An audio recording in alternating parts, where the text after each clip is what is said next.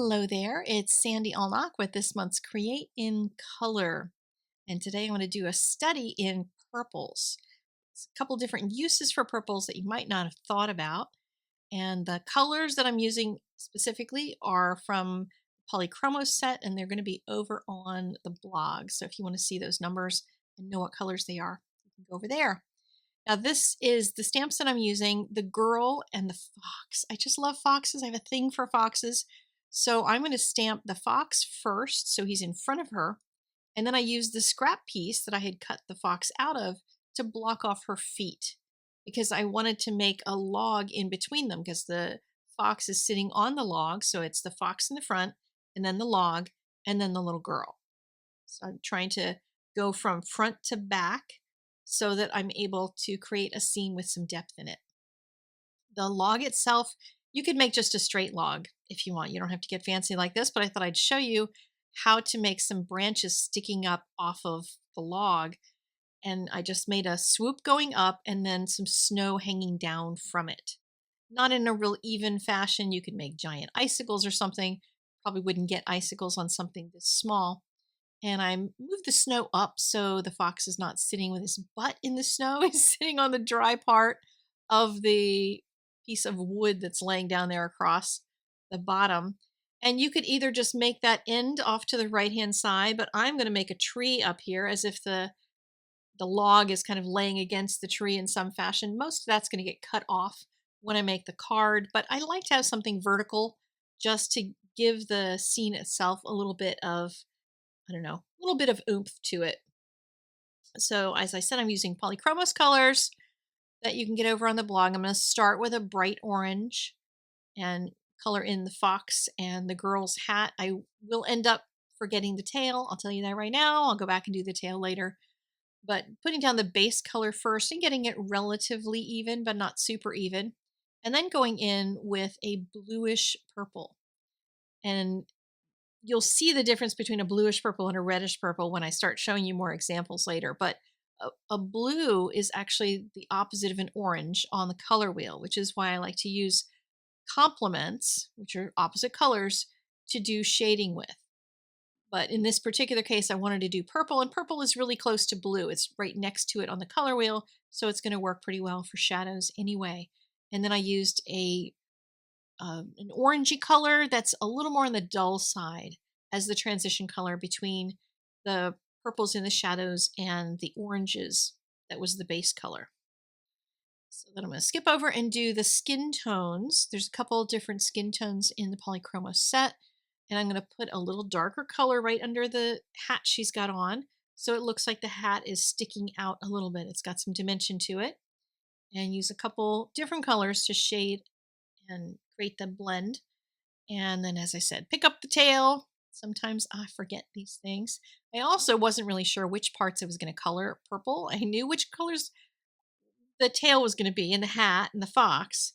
But once I got this done, I could make some decisions then about coloring the outfit itself because I hadn't really thought through that.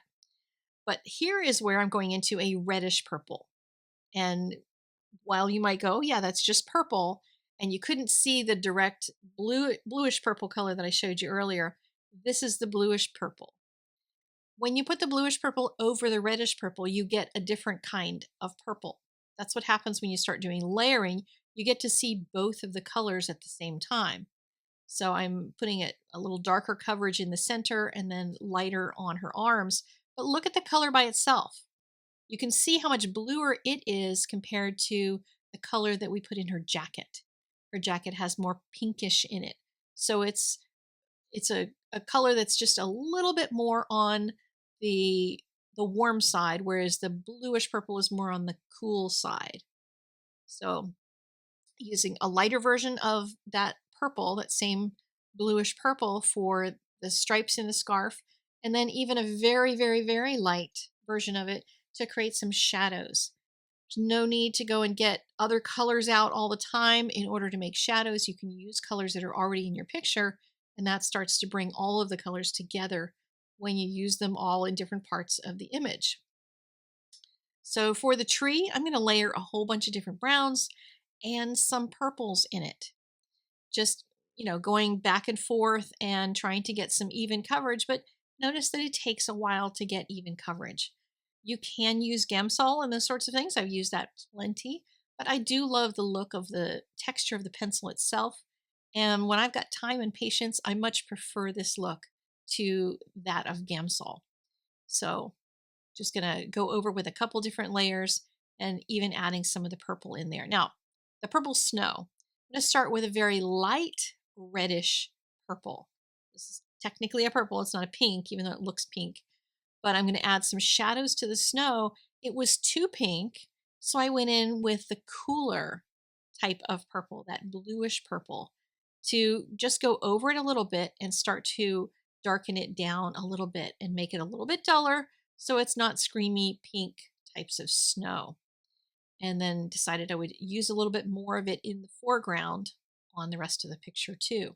By the way, this is Stonehenge drawing paper. I love Stonehenge for a colored pencil. It's really nice texture to it. And now I'm going to add some footprints for the fox so that there's a place for the fox to walk up to his friend, the little girl. And then I wanted some scenery in the background, but really, really subtle. I want the focus to be on the main part of the image. So I'm using a super, super, super light coat, like barely touching the paper, to make a transition from a not so light purplish color to a very, very white. And then all the way, it just ends at the top and just kind of slowly fades off. And then into that, just drawing in some trees, vertical lines, a few branches off of each one. And that's really all you need to indicate that there's trees back there. So there's a setting for this without being really detailed and trying to go crazy over a scene. I know at Christmas time, everybody's busy making a ton of cards. You don't have a lot of time. Let your backgrounds be subtle like that. You don't have to spend a ton of time on them. So the foreground, I wanted a little more of that pinkish purple color just in some of the snow in the front. And I used a cotton ball by itself, no Gamsol or anything, to just brush that color around and soften the edges of it. So there's my finished card. I feel cool when I'm with you. I have a friend who needs to get this card because I do feel cool when I hang out with her because she knows all the slang. She teaches me slang. It's so nice to have a friend who will do that for me. All right, that is it for me for today. Hope you enjoyed this video. Click the like button. And if you try a card with a scene like this, be sure to tag me on Instagram. I'd love to see what you make. Bye-bye.